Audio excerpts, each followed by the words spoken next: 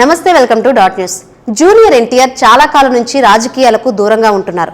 2009 ఎన్నికలలో టీడీపీ తరపున ఎన్నికల ప్రచారం చేశారు. తర్వాత నుంచి పార్టీ వ్యవహారాలకు, ప్రత్యక్ష రాజకీయాలకు తారక్ దూరంగానే ఉన్నారు.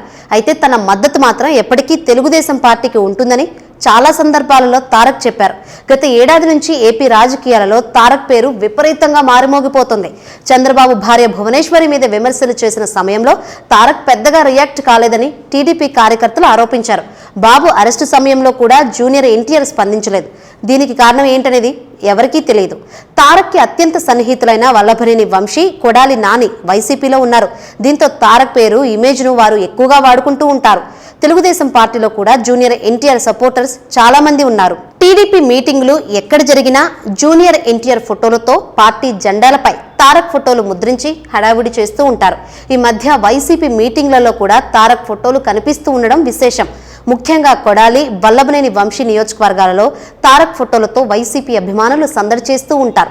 ఈ ఫోటోలు చూసిన తర్వాత తారక్ రాజకీయాలను వదిలేసినా రాజకీయాలు తారక్ను వదలడం లేదు అనే టాక్ సోషల్ మీడియాలో నడుస్తోంది.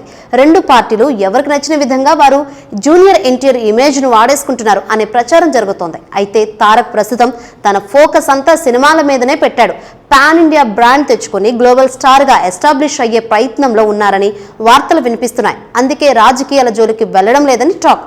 తన పేరును ఎవరు ఎన్ని విధాలుగా వాడుకుంటున్నా రియాక్ట్ కావడం లేదు అని తారక్ సన్నిహితుల నుంచి వినిపిస్తున్న మాట. ఇక ప్రస్తుతం జూనియర్ ఎన్టీఆర్ దేవర సినిమాతో బిజీగా ఉన్నారు. Please subscribe Dot News.